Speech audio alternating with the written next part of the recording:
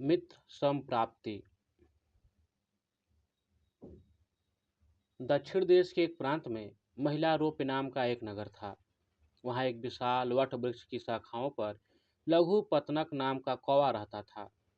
एक दिन वह अपने आहार की चिंता में शहर की ओर चला ही था कि उसने देखा कि एक काले रंग, फटे पांव और बिखरे बालों वाला यमदूत की तरह भयंकर व्याध उधर ही आ रहा है। कौवे को वृक्ष पर रहने वाले अन्य पक्षियों को भी चिंता थी।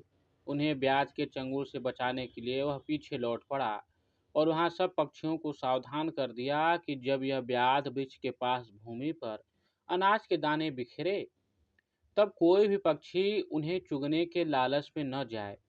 उन दानों को कालकूट की तरह जहरीला समझे। कौवा अभी यह कह ही रहा था कि ब्याज ने वृक्ष के नीचे आकर दाने बिखेर दिए और स्वयं दूर जाकर झाड़ी में पीछे छिप गया।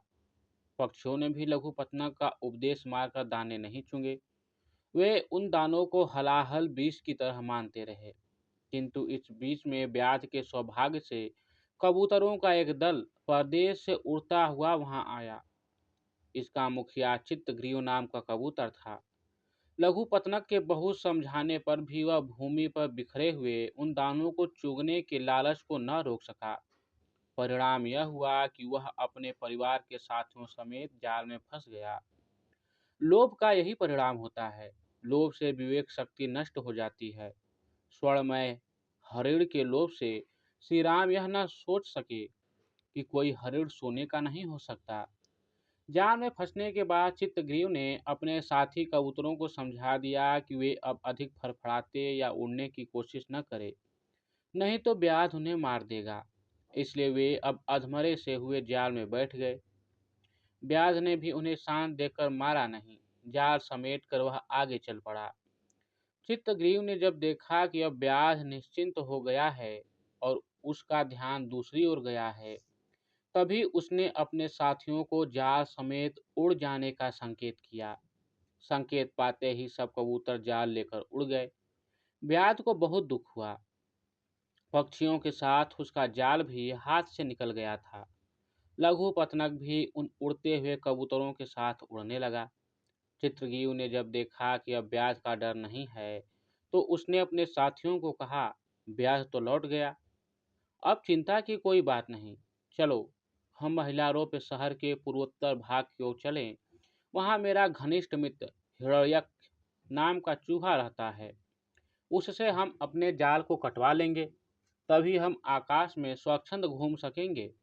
वही हिरण्यक नाम का चूहा अपने 100 बिलों वाले दुर्गों में रहता था, इसलिए उसे डर नहीं लगता था।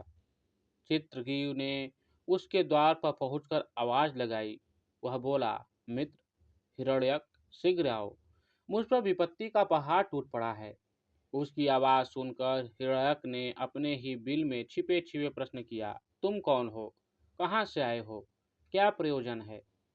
चित्रग्रीव ने कहा, मैं चित्रग्रीव नाम का कपोत राज हूँ, तुम्हारा मित्र हूँ।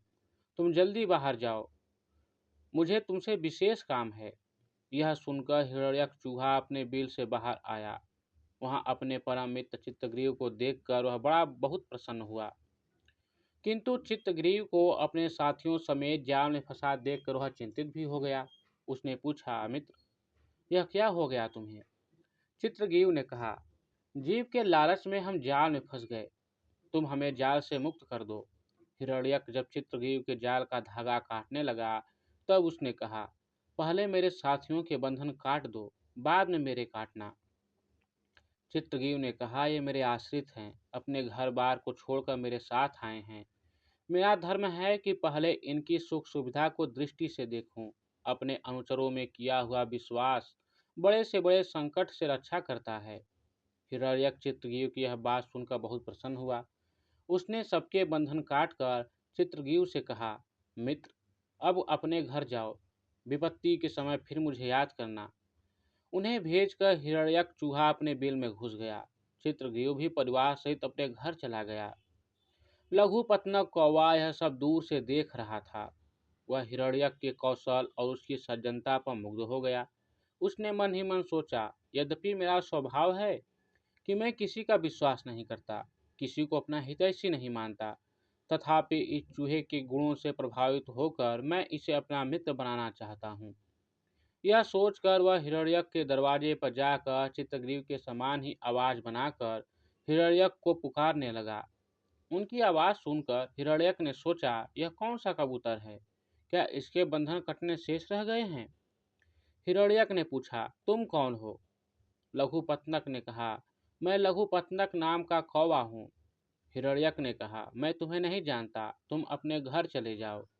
लघुपतनक ने कहा, मुझे तुमसे बहुत जरूरी काम है, एक बार दर्शन तो दे दो।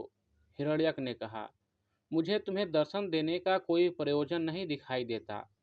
लघुपतनक ने कहा, चित्रगीव के बंधन काटते देखकर मुझे तुमसे बहुत प्रेम हो गया है। कभी मैं बंधन में पड़ जाऊंगा तो तुम्हारी सेवा में आना पड़ेगा। हिरण्यक ने कहा, तुम भोक्ता हो, मैं तुम्हारा भोजन हूँ, हम एक प्रेम कैसा? जाओ, दो प्रकृति से विरोधी जीवों में मैत्री नहीं हो सकती। लघुपतनक ने कहा, हिरण्यक, मैं तुम्हारे द्वार पर मित्रता की भीख लेकर आया हूँ। तुम मैत्री नहीं करोगे तो यही प्राण दे दूंगा। हिरण्यक ने कहा, हम सहज बैरी हैं, हमसे मैत्री नहीं हो सकती। लघुपतनक ने कहा, मैंने तो कभी तुम्हारे दर्शन भी नहीं किए, हमसे कैसा बैर? हिरण्यक ने बोला, बैर दो तरह का होता है, सहज और कृत्रिम। तुम मेरे सहज बैरी हो। लघुपतनक ने कहा, मैं दो तरह के बैरों का लक्षण सुनना चाहता हूँ। हिरण्यक ने कहा, जो बैर कारण से हो वह कृत्रिम होता है, कारणों से ही उस बैर का अंत भी हो सकता है।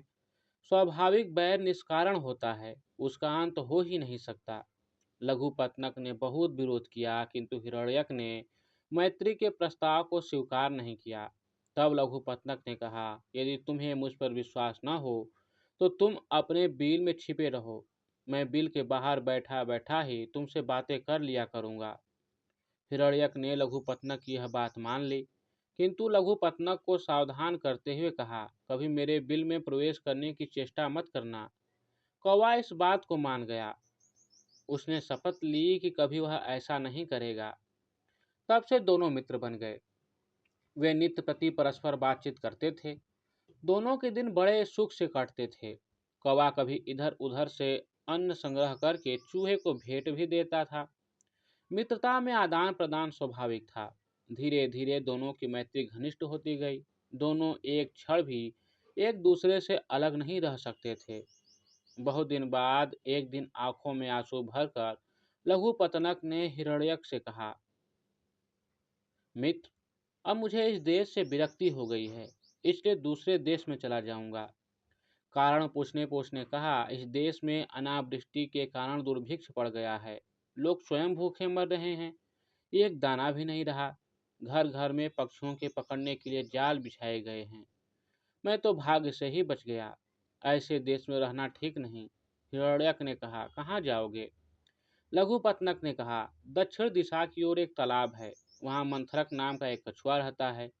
वह भी मेरा वैसा ही घनिष्ठ मित्र है जैसे तुम हो। उसकी सहायता से मुझे पेट भरने योग्य अन्न मांस आदि अवश्य मिल जाएगा। हिरण्यक ने कहा, यही बात है तो मैं भी तुम्हारे साथ जाऊंगा, मुझे भी यहाँ बड़ा दुख है।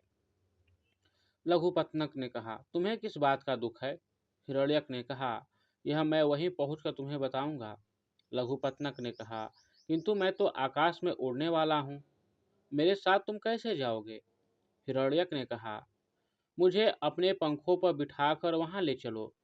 लघुपतनक यह बात सुनकर प्रसन्न हुआ। उसने कहा कि वह सपाट आदि आठों प्रकार की उड़ने की गतियों से परिचित है, वह उसे सुरक्षित निर्दिष्ट स्थान पर पहुंचा देगा।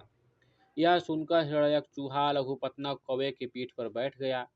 दोनों आकाश में उड़ते हुए तालाब के किनारे पहुंचे। मंथरक ने जब देखा कि कोई कौवा चूहे को पीठ पर बिठाकर आ रहा है तो वह डर के मारे पानी में घुस गया। लघुपतनक को उसने पहचाना नहीं। तब लघुपतनक हिरण्यक को थोड़ी दूर छोड़कर पानी में लटकती हुई शाखा पर बैठकर जोर जोर से पुकारने लगा, मंथरक, मंथरक, मैं तेरा मित्र लघुपतनक आया हूँ, आकर मुझसे मिल। लघुपतनक की आवाज़ सुनकर मंथरक खुशी से नाचता हुआ बाहर आया। दोनों ने एक दूसरे का आलिंगन किया। हिरण्यक भी तब वहां आ गया और मंथरक को प्रणाम करके वहां बैठ गया। मंथरक ने लघुपतनक से पूछा, यह चूहा कौन है? भक्ष्य होते हुए भी इसे अपनी पीठ पर कैसे लाया? लघुपतनक ने कहा, यह हिरण्यक नाम का चूहा मेरा अभिन्न मित्र है। बड़ा गुणी है, फिर भी किसी दुख से दुखी होकर मेरे साथ यहाँ आया है। इसे अपने देश से वैराग्य हो गया है। मंथरक ने कहा, वैराग्य का कारण? लघुपतनक ने कहा, यह बात मैंने भी पूछी थी। इसने कहा था वहीं चलकर बताऊंगा। मित्र हिरण्यक ने कहा, अब तुम अपने वैराग्य कारण बतलाओ। हिरण्यक ने तब यह कहानी सुनाई। धन सब कलेशों की जड़ है। दक्षिण देश के एक प्रांत में महिलारोप्य नामक नगर से थोड़ी दूर महादेव जी का एक मंदिर था। वहां ताम्रचूड़ नाम का भिक्षु रहता था। वह नगर से भिक्षा मांग कर भोजन कर लेता था और भिक्षा शेष को भिक्षा पात्र में रखकर खूंटों पर टांग देता था। सुबह उसी भिक्षा शेष में से थोड़ा थोड़ा अन्न वह अपने नौकरों को बांट देता था और उन नौकरों से मंदिर की लिपाई पुताई और सफाई कराता था। एक दिन मेरे कई जाति भाई चूहों ने मेरे पास आकर कहा, स्वामी, वह ब्राह्मण खूंटी पर भिक्षा शेष वाला पात्र टांग देता है, जिससे हम उस पात्र तक नहीं पहुंच सकते। आप चाहें तो खूंटी पर टंगे पात्र तक पहुंच सकते हैं। आपकी कृपा से हमें भी प्रतिदिन उसमें से अन्न भोजन मिल सकता है। उनकी प्रार्थना सुनकर मैं उन्हें साथ लेकर उसी रात वहां पहुंचा। उछलकर मैं खूंटी पर टंगे पात्र तक पहुंच गया। वहां से अपने साथियों को भी भरपेट अन्न दिया और स्वयं भी खूब खाया। प्रतिदिन इसी तरह मैं अपना और अपने साथियों का पेट पालता रहा। ताम्रचूड़ ब्राह्मण ने इस चोरी से बचने का एक उपाय किया। वह कहीं से बांस का डंडा ले आया और रात भर खूंटी पर टंगे पात्र को खटखटाता रहता। मैं भी बांस के पीटने के डर से पात्र में नहीं जाता था। सारी रात यही संघर्ष चलता रहता। कुछ दिन बाद उस मंदिर में बृहस्पतिस्फक नाम का एक सन्यासी अतिथि बनकर आया। ताम्रचूड़ ने उसका बहुत सत्कार किया। रात के समय दोनों में देर तक धर्म चर्चा भी होती रही, किंतु ताम्रचूड़ ने उस चर्चा के बीच भी फटे बांस से भिक्षा पात्र को खटखटाने का कार्यक्रम चालू रखा। आगंतुक सन्यासी को यह बात बहुत बुरी लगी। उसने समझा कि ताम्रचूड़ उनकी बात को पूरे ध्यान से नहीं सुन रहा। इसे उसने अपमान समझा। इसलिए अत्यंत क्रोधाविष्ट होकर उसने कहा, ताम्रचूड़, तू मेरे साथ मैत्री नहीं निभा रहा, मुझसे पूरे मन से बात भी नहीं करता। मैं भी इसी समय तेरा मंदिर छोड़कर दूसरी जगह चला जाता हूँ। ताम्रचूड़ ने डरते हुए उत्तर दिया, मित्र, तू मेरा अनन्य मित्र है। मेरी व्यग्रता का कारण दूसरा है। वह यह है कि वह चूहा दुष्ट दुष्ट चूहा खूंटी पर टंगे भिक्षा पात्र में से जो भी भोज्य वस्तुओं को चुरा कर खा जाता है। चूहे को डराने के लिए ही मैं भिक्षा पात्र को खटका रहा हूँ। इस चूहे ने तो उछलने में बिल्ली और बंदर को ही मात कर दिया है। बृहस्पतिस्फक उस चूहे का ने कहा, उस चूहे का बिल तुझे मालूम है? ताम्रचूड़ ने कहा, नहीं, मैं नहीं जानता। बृहस्पति हो ने कहा, हो न हो, उसका बिल भूमि में गड़े किसी खजाने के ऊपर है, तभी उसकी गर्मी से वह इतना उछलता है। कोई भी काम अकारण नहीं होता। कूटे हुए तिलों को यदि कोई बिना कूटे तिलों के भाव बेचने लगे तो भी उसका कारण होता है। ताम्रचूड़ ने कहा, कूटे हुए तिलों का उदाहरण आपने कैसे दिया? बृहस्पति ने तब कूटे हुए तिलों की बिक्री की यह कहानी सुनाई। बिना कारण कार्य नहीं, हर कार्य के कारण की खोज करो, अकारण कुछ भी नहीं हो सकता। एक बार मैं चौमासे में एक ब्राह्मण के घर गया था। वहां रहते हुए एक दिन मैंने सुना कि ब्राह्मण और ब्राह्मण पत्नी में यह बातचीत हो रही थी। ब्राह्मण ने कहा, कल सुबह कर्क संक्रांति है, भिक्षा के लिए मैं दूसरे गांव जाऊंगा। वहां एक ब्राह्मण सूर्यदेव की तृप्ति के लिए कुछ दान करना चाहता है। पत्नी ने कहा, तुझे तो भोजन योग्य अन्न कमाना भी नहीं आता। तेरी पत्नी होकर मैंने कभी सुख नहीं भोगा। मिष्ठान नहीं खाए, वस्त्र और आभूषणों की तो बात ही क्या कहनी। ब्राह्मण देवी ने कहा, तुम्हें ऐसा नहीं कहना चाहिए। अपनी इच्छा के अनुरूप धन किसी को नहीं मिलता। पेट भरने योग्य अन्न तो मैं भी ले आता ही हूँ। इससे अधिक की तृष्णा का त्याग कर दो। अति तृष्णा के चक्कर में मनुष्य के माथे पर शिखा हो जाती है। ब्राह्मणी ने पूछा, यह कैसे? तब ब्राह्मण ने सुअर, शिकारी और गिद्ध की कथा सुनाई। अति लोभ नाश का मूल है। लोभ तो स्वाभाविक है, किंतु अतिशय लोभ मनुष्य का सर्वनाश कर देता है। एक दिन एक शिकारी शिकार की खोज में जंगल की ओर चला गया। जाते जाते उसे वन में काले अंजन के पहाड़ जैसा काला बड़ा सुअर दिखाई दिया। उसे देखकर उसने अपने धनुष की प्रत्यंचा को कानों तक खींच कर निशाना मारा। निशाना ठीक स्थान पर लगा। सुअर घायल होकर शिकारी की ओर दौड़ा।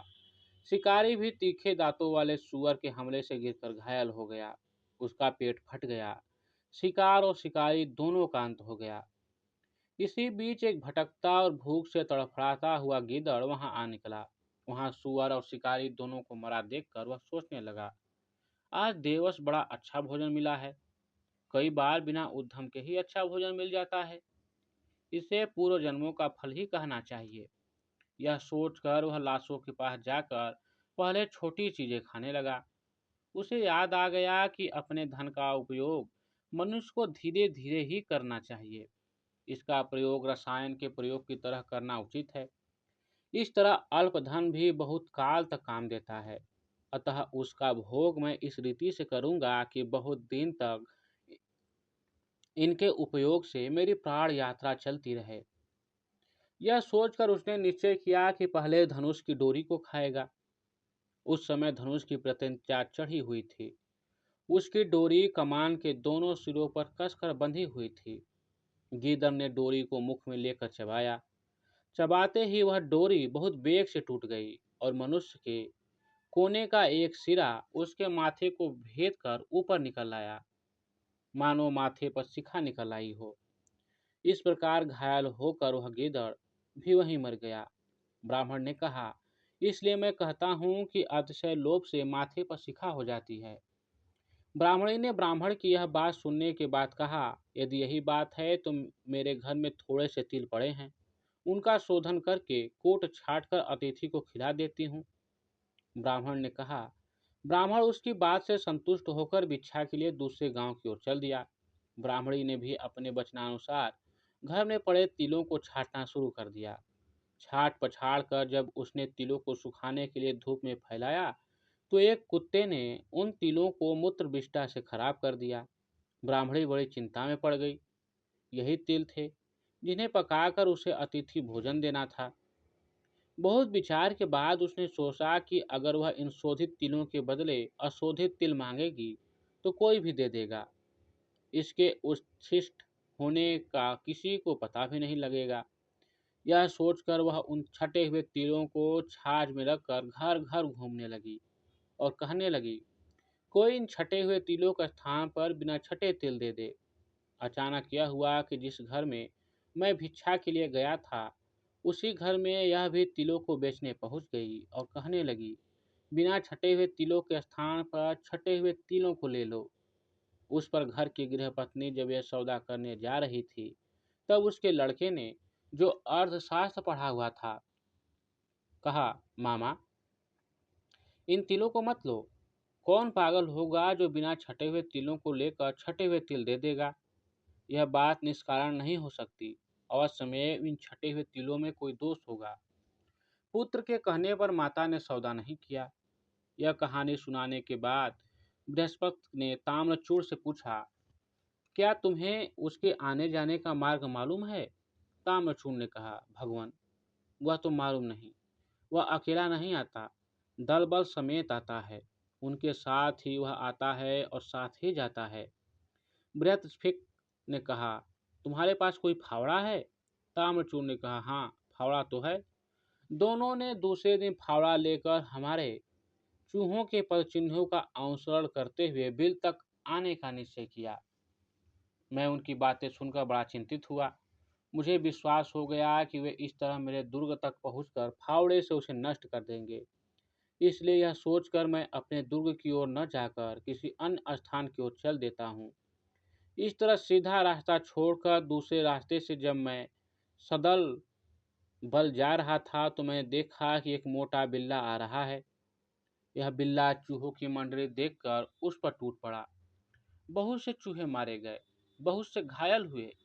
एक भी चूहा ऐसा न था जो लहूलुहान न हुआ हो। उन सब ने इस विपत्ति का कारण मुझे ही माना। मैं ही उन्हें असली रास्ते के स्थान पर दूसरे रास्ते से ले जा रहा था। बाद में उन्होंने मेरा साथ छोड़ दिया। वे सब पुराने दुर्ग में चले गए। इसी बीच बृहस्पतिस्फक और ताम्रचूड़ भी फावड़ा समेत दुर्ग तक पहुंच गए। वहां पहुंचकर उन्होंने दुर्ग को खोदना शुरू कर दिया।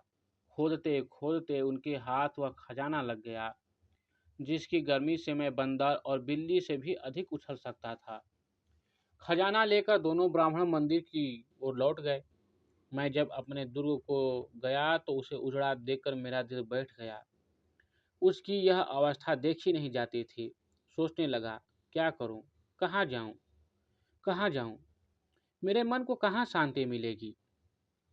बहुत सोचने के बाद मैं फिर निराशा में डूबा हुआ उसी मंदिर में चला गया जहाँ ताम्रचूड़ रहता था। मेरे पैरों की आहट सुनकर ताम्रचूड़ ने फिर खूंटी पर टंगे भिक्षा पात्र को फटे बाँस से पीटना शुरू कर दिया। बृहस्पति ने उससे पूछा, मित्र, अभी तू निशंक होकर नहीं सोता, क्या बात है? ताम्रचूड़ ने कहा, भगवान, वह चूहा फिर यहाँ आ गया है। मुझे डर है मेरे भिक्षा शेष को वह फिर न कहीं खा जाए। बृहस्पति ने कहा, मित्र, अब डरने की कोई बात नहीं। धन के खजाने के छिनने के साथ उसके उछलने का उत्साह भी नष्ट हो गया है। सभी जीवों के साथ ऐसा होता है। धन बल से ही मनुष्य उत्साही होता है, वीर होता है और दूसरों को पराजित करता है। यह सुनकर मैंने पूरे बल से छलांग मारी, किंतु खूंटी पर टंगे पात्र तक न पहुंच सका और मुख के बल जमीन पर गिर पड़ा। मेरे गिरने की आवाज़ सुनकर मेरा शत्रु बृहस्पति ताम्रचूड़ से हंसकर बोला, देख ताम्रचूड़, इस चूहे को देख। खजाना छिन जाने के बाद यह फिर मामूली चूहा ही रह गया है। इसकी छलांग में अब वह वेग नहीं रहा जो पहले था। धन में बड़ा चमत्कार है। धन से ही सब बली होते हैं, पंडित होते हैं। धन के बिना मनुष्य की अवस्था दंतहीन सांप की तरह हो जाती है। धनाभाव से मेरी भी बड़ी दुर्गति हो गई है। मेरे ही नौकर मुझे उलाहना देने लगे हैं कि यह चूहा हमारा पेट पालने योग्य तो नहीं है ही नहीं। हाँ, हमें बिल्ली को खिलाने योग्य अवश्य है। यह कहकर उसने मेरा साथ छोड़ दिया और मेरे साथी मेरे शत्रुओं के साथ मिल गए। मैंने भी एक दिन सोचा कि मैं फिर मंदिर में जाकर खजाने पाने का यत्न करूंगा। इस नियत में मेरी मृत्यु भी हो जाए तो चिंता नहीं। यह सोचकर मैं फिर मंदिर में गया। मैंने देखा कि ब्राह्मण खजाने की पेटी को सिर के नीचे रखकर सो रहा है। मैं पेटी में छिद्र करके जब धन चुराने लगा तो वे जाग गए। लाठी लेकर मेरे पीछे दौड़े। एक लाठी मेरे सिर पर लगी। आयु शेष थी इसलिए मृत्यु नहीं हुई, किंतु घायल बहुत हो गया। सच तो यह है कि जो धन भाग्य में लिखा होता है वह तो मिल ही जाता है। संसार की कोई शक्ति उसे हस्तगत होने में बाधा नहीं डाल सकती। इसलिए मुझे कोई शक नहीं है, जो हमारे हिस्से का है वह हमारा अवश्य होगा। इतनी कथा कहने के बाद हिरण्यक ने कहा, इसलिए मुझे वैराग्य हो गया और इसलिए मैं लघुपतनक की पीठ पर चढ़कर यहाँ आ गया हूँ। मंथरक ने आश्वासन देते हुए कहा, मित्र, जवानी और धन की चिंता न करो। जवानी और धन का उपयोग क्षणिक ही होता है। पहले धन के अर्जन में दुख है, फिर उनके संरक्षण में दुख। जितने कष्टों से मनुष्य धन का संचय करता है, उससे शतांश कष्टों से भी यदि वह धर्म का संचय करे तो उसे मोक्ष मिल जाए। विदेश प्रवास का भी दुख मत करो। व्यवसायी के लिए कोई स्थान दूर नहीं, विद्वान के लिए कोई विदेश नहीं और प्रियवादी के लिए कोई पराया नहीं। इसके अतिरिक्त धन कमाना तो भाग्य की बात है। भाग्य न हो तो संचित धन भी नष्ट हो जाता है। अभागा आदमी अर्थोपार्जन करके भी उसका भोग नहीं कर पाता, जैसे मूर्ख सोमिलक नहीं कर पाया था। हिरण्यक ने पूछा, कैसे? मंथरक ने तब सोमिलक की कथा सुनाई। भाग्यहीन नर पावत नहीं, करतल गतमपि। भाग्य में न हो तो हाथ में आए हुए धन का भी उपयोग नहीं होता। एक नगर में सोमिलक नाम का एक जुलाहा रहता था। विविध प्रकार के रंगीन और सुंदर वस्त्र बनाने के बाद भी उसे भोजन वस्त्र मात्र से अधिक धन कभी प्राप्त नहीं होता था। अन्य जुलाहे मोटा सादा कपड़ा बुनते हुए धनी हो गए थे। उन्हें देखकर एक दिन सोमिलक ने अपनी पत्नी से कहा, प्रिय, देखो, मामूली कपड़ा बुनने वाले जुलाहों ने भी कितना धन वैभव संचित कर लिया है, और मैं इतने सुंदर उत्कृष्ट वस्त्र बनाते हुए भी आज तक निर्धन ही हूँ। प्रतीत होता है यह स्थान मेरे लिए भाग्यशाली नहीं है, अतः विदेश जाकर धनोपार्जन करूंगा। स्वमिलनक की पत्नी ने कहा, प्रियतम, विदेश में धनोपार्जन की कल्पना मिथ्या स्वप्न से अधिक नहीं। धन की प्राप्ति होनी हो तो स्वदेश में ही हो जाती है, न होनी हो तो हथेली में आया धन भी नष्ट हो जाता है। अतः यहीं रहकर व्यवसाय करते रहो, भाग में लिखा होगा तो यहीं धन की वर्षा हो जाएगी। सोमिलक ने कहा, भाग्य अभाग्य की बात तो कायर लोग करते हैं। लक्ष्मी, उद्योगी और पुरुषार्थी सिंह नर को प्राप्त होती है। सिंह को भी अपने भोजन के लिए उद्यम करना पड़ता है। मैं भी उद्यम करूंगा, विदेश जाकर धन संचय का यत्न करूंगा। यह कहकर सोमिलक वर्धमानपुर चला गया। वहां 3 वर्षों से अपने कौशल से 300 सोने की मुहरें लेकर वह घर की ओर लौट चल दिया। रास्ता लंबा था, आधे रास्ते में ही दिन ढल गया, शाम हो गई। आसपास कोई घर नहीं था। एक मोटे वृक्ष की शाखा के ऊपर चढ़कर रात बिताई। सोते सोते स्वप्न में आया कि दो भयंकर आकृति के पुरुष आपस में बात कर रहे हैं। एक ने कहा, हे पौरुष, तुझे क्या मालूम नहीं है कि सोमिलक के पास भोजन वस्तुओं से अधिक धन नहीं रह सकता? तब तूने उसे 300 मोहरें क्यों दी? दूसरा बोला, हे भाग्य, मैं तो प्रत्येक पुरुषार्थी को एक बार उसका फल दूंगा। उसे उसके पास रहने देना या नहीं रहने देना तेरे अधीन है। स्वप्न के बाद सोमिलक की नींद खुली तो देखा मोहरों का पात्र खाली था। इतने कष्टों से संचित धन के इस तरह लुप्त हो जाने से सोमिलक बड़ा दुखी हुआ और सोचने लगा, अपनी पत्नी को कौन सा मुंह दिखाऊंगा, मित्र क्या कहेंगे। यह सोचकर वह फिर वर्धमान को ही वापस आ गया। वहां दिन रात घोर परिश्रम करके उसने 3 वर्ष में फिर 500 मोहरें जमा कर ली। उसे लेकर वह घर की ओर आ ही रहा था कि आधे रास्ते रात पड़ गई। इस बार वह सोने के लिए ठहरा नहीं, चलता ही गया। किंतु चलते चलते ही उसने फिर दोनों पुरुष और पौरुष और भाग्य को पहले की तरह बातचीत करते सुना। भाग्य ने फिर वही बात कही, हे पौरुष, क्या तुझे मालूम नहीं कि स्वमिलक के पास भोजन वस्त्र से अधिक धन नहीं रह सकता? जब तूने 500 मोहरें क्यों दी? पौरुष ने वही उत्तर दिया, हे भाग्य, मैं तो प्रत्येक व्यवसायी को एक बार उसका फल दूंगा ही। इससे आगे तेरे अधीन है, उसके पास रहने दे या छीन ले। इस बातचीत के बाद सोमिलक ने जब अपनी मोहरों वाली गठरी देखी तो वह मोहरों से खाली थी। इस तरह 2 बार खाली हाथ होकर सोमिलक का मन बहुत दुखी हुआ। उसने सोचा, इस धनहीन जीवन से तो मृत्यु ही अच्छी है। आज इस वृक्ष की टहनी में रस्सी बांधकर उसी पर लटक जाता हूँ और वहीं प्राण दे देता हूँ। गले में फंदा लगा उसे टहनी में बांधकर जब वो लटकने ही वाला था कि आकाशवाणी हुई, सोमिलक, ऐसा दुस्साहस मत कर। मैंने ही तेरे धन चुराया है। तेरे भाग्य में भोजन वस्त्र मात्र से अधिक धन का उपयोग नहीं लिखा है। व्यर्थ के धन संचय में अपनी शक्तियां नष्ट मत कर। घर जाकर सुख से रह। तेरे साहस से तो मैं प्रसन्न हूँ। तू चाहे तो एक वरदान मांग ले, मैं तेरी इच्छा पूरी करूंगा। सोमिलक ने कहा, मुझे वरदान में प्रचुर धन दे दो। अदृष्ट देवता ने उत्तर दिया, धन का क्या उपयोग? तेरे भाग्य में उसका उपभोग नहीं है। भोग रहित धन को लेकर क्या करेगा? सोमिलक तो धन का भूखा था। बोला, भोग हो या न हो, मुझे धन ही चाहिए। बिना उपयोग या उपभोग के भी धन की बड़ी महिमा है। संसार में वही पूज्य माना जाता है जिसके पास धन का संचय हो। कृपण और अकुलीन भी समाज में आदर पाते हैं। संसार उनकी ओर आशा लगाए बैठा रहता है। जिस तरह वह गीदड़ बैल से आशा रखकर उसके पीछे 15 दिन तक घूमता रहा। भाग्य ने पूछा, किस तरह? सोमिलक ने फिर कहा, बैल और गिदड़ की यह कहानी सुनाई। उड़ते के पीछे भागना, जो निश्चित छोड़कर अनिश्चित के पीछे भटकता है, उसका निश्चित धन भी नष्ट हो जाता है।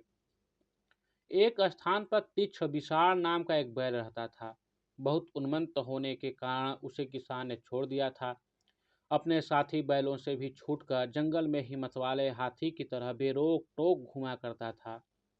उसी जंगल में प्रलोभक नाम का एक गिदड़ भी था। एक दिन वह अपनी पत्नी सहित नदी के किनारे बैठा था कि वह बैल वहीं पानी पीने आ गया। बैल के मांसल कंधों पर लटकते हुए मांस को देखकर गिदड़ी ने गीदड़ से कहा, स्वामी, इस बैल की लटकती हुई लोथ को देखो, न जाने किस दिन यह जमीन पर गिर जाए। इसके पीछे पीछे जाओ, जब यह जमीन पर गिरे तो ले आना। गीदड़ ने उत्तर दिया, प्रिय, न जाने यह लोथ गिरे या न गिरे, कब तक इसका पीछा करूंगा। इस व्यर्थ के काम में मुझे मत लगाओ। हम यहाँ चैन से बैठे हैं। जो चूहे इस रास्ते से जाएंगे उन्हें मार कर ही हम भोजन कर लेंगे। तुझे यहाँ अकेली छोड़कर जाऊंगा तो शायद कोई दूसरा गीदड़ ही इस घर को अपना बना ले।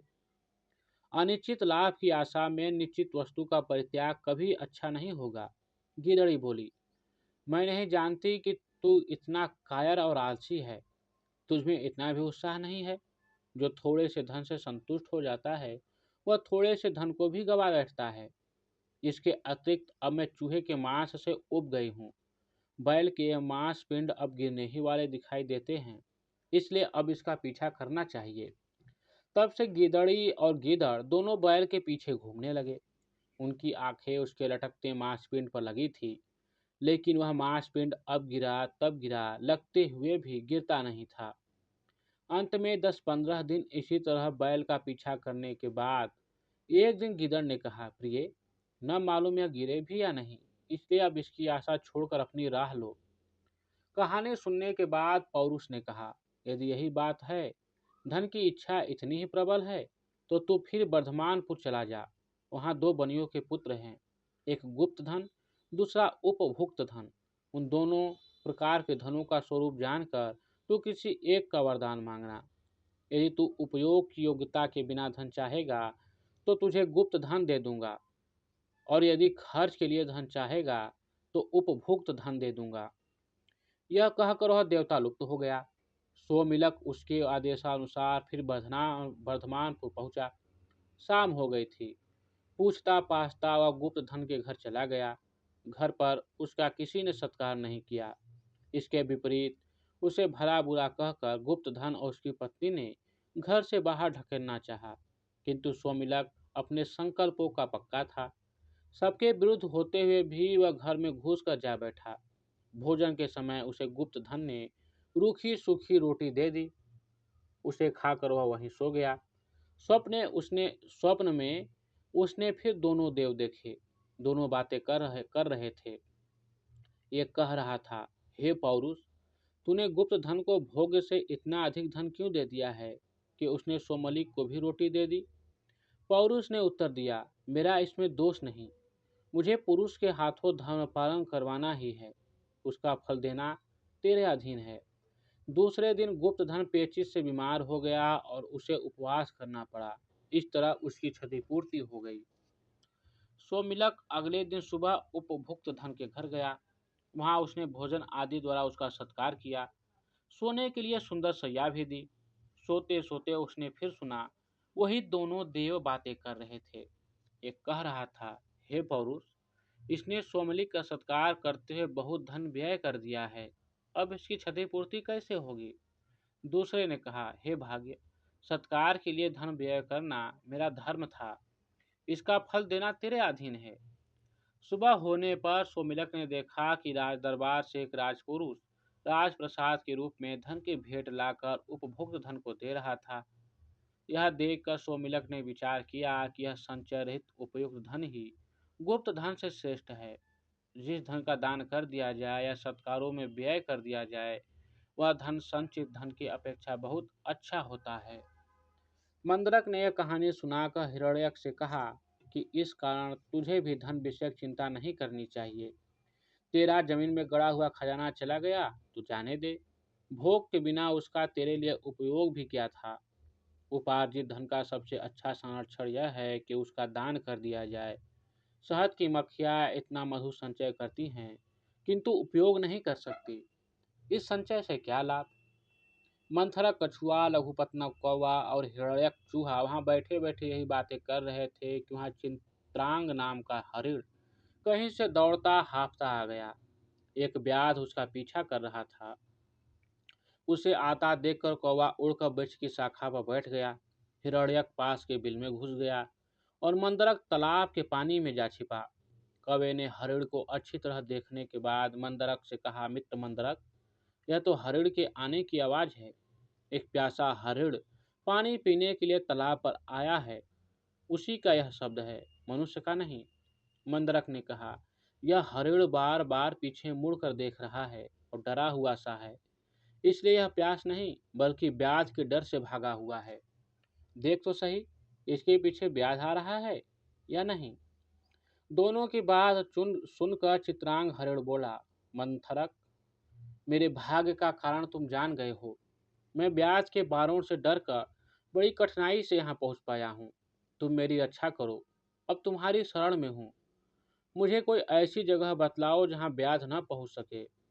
मंथरक ने हरिण को घने जंगलों में भाग जाने की सलाह दी, किंतु लघुपतनक ने ऊपर से देखकर बतलाया कि ब्याज दूसरी दिशा में चले गए हैं, इसलिए अब डर की कोई बात नहीं है। इसके बाद चारों मित्र तालाब के किनारे वृक्षों की छाया में मिलकर देर तक बातें करते रहे। कुछ समय बाद एक दिन जब कछुआ, कौवा और चूहा बातें कर रहे थे, शाम हो गई। बहुत देर बाद भी हरिण नहीं आया तो तीनों को संदेह होने लगा कि कहीं वह ब्यास के जाल में फंस तो नहीं गया, अथवा शेर, बाघ आदि ने उस पर हमला न कर दिया हो। घर में बैठे स्वजन अपने प्रवासी या प्रियजनों के संबंध में सदा शंकित रहते हैं। बहुत देर तक भी चित्रांग हरिण नहीं आया तो मंथरक कछुए ने लघुपतनक कौवे को जंगल में जाकर हरिण को खोजने की सलाह दी। लघुपतनक ने कुछ दूर जाकर ही देखा कि वह चित्रांग एक जाल में बंधा हुआ है। लघुपतनक उसके पास गया। उसे देखकर चित्रांग की आंखों में आंसू आ गए। वह बोला, अब मेरी मृत्यु निश्चिंत है। अंतिम समय में तुम्हारे दर्शन करके मुझे बड़ी प्रसन्नता हुई। प्राण विसर्जन के समय मित्र दर्शन बड़ा सुखद होता है। मेरे अपराध क्षमा करना। लघुपतनक ने धीरज बांधते हुए कहा, घबराओ मत, मैं अभी हिरण्यक चूहे को बुला लाता हूँ, वह तुम्हारे जाल काट देगा। यह कहकर वह हिरण्यक के पास चला गया और शीघ्र ही उसे पीठ पर बिठाकर ले आया। हिरण्यक अभी जाल काटने की विधि सोच ही रहा था कि लघुपतनक ने वृक्ष के ऊपर से दूर पर किसी को देखकर कहा, यह तो बहुत बुरा हुआ। हिरण्यक ने पूछा, क्या कोई ब्याध आ रहा है? लघुपतनक ने कहा, नहीं, ब्याध तो नहीं, किंतु मंथर कछुआ इधर चला आ रहा है। हिरण्यक ने कहा, तब तो खुशी की बात है, दुखी क्यों होता है? लघुपतनक ने कहा, दुखी इसलिए होता हूँ कि ब्यास के आने पर मैं ऊपर उड़ जाऊंगा, हिरण्यक बिल में घुस जाएगा, चित्रांग भी छलांगे मारकर घने जंगल में घुस जाएगा, लेकिन यह मंथरक कैसे अपनी जान बचाएगा? यही सोचकर चिंतित हो रहा हूँ।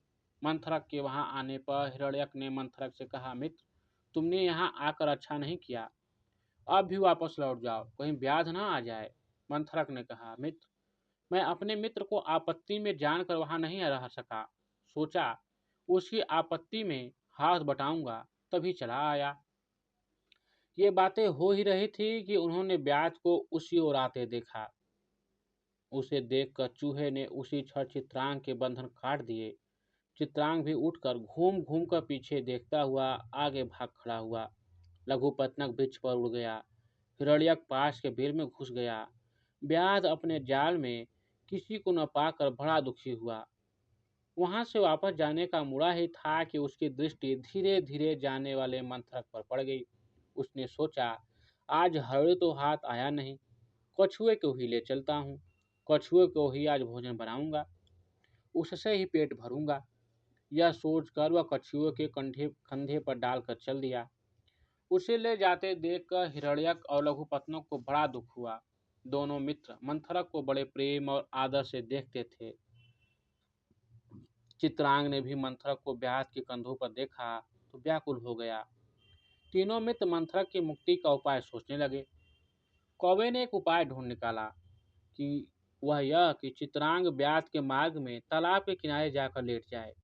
मैं तब उसे चोंच मारने लगूंगा। ब्याज समझेगा कि हरिण मरा हुआ है। वह मंथरक को जमीन पर रखकर इसे लेने के लिए जब जाएगा तो हिरण्यक जल्दी जल्दी मंथरक के बंधन काट दे। मंथरक तालाब में घुस जाए और चित्रांग छलांगे मारकर घने जंगल में चला जाए। मैं उड़कर वृक्ष पर चला ही जाऊंगा, सभी बच जाएंगे, मंथरक भी छूट जाएगा। तीनों मित्रों ने यही उपाय किया। चित्रांग तालाब के किनारे मृतवत जा लेटा। कौवा उसकी गर्दन पर सवार होकर चोंच चलाने लगा। ब्यास ने देखा तो समझा कि हरिण जाल से छूटकर दौड़ता दौड़ता यहाँ मर गया है। उसे लेने के लिए वह जालबद्ध कछुए को जमीन पर छोड़कर आगे बढ़ा तो हिरण्यक ने अपने वज्र समान तीखे दांतों से जाल के बंधन काट दिए। मंथरक पानी में घुस गया। चित्रांग भी दौड़ गया। ब्याज ने चित्रांग को हाथ से निकल कर जाते देखा तो आश्चर्य में डूब गया। वापस जाकर जब उसने देखा कि कछुआ भी जाल से निकलकर भाग गया है, तब उसके दुख की सीमा न रही। वहीं एक शिला पर बैठकर विलाप करने लगा। दूसरी ओर चारों मित्र लघुपतनक, मंथरक, हिरण्यक और चित्रांग प्रसन्नता से फूले न समाते थे। मित्रता के बल पर ही चारों ने ब्याज से मुक्ति पाई थी। मित्रता में बड़ी शक्ति है।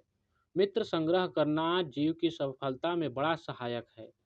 विवेकी व्यक्ति को सदा मित्र प्राप्ति में प्रयत्नशील रहना चाहिए।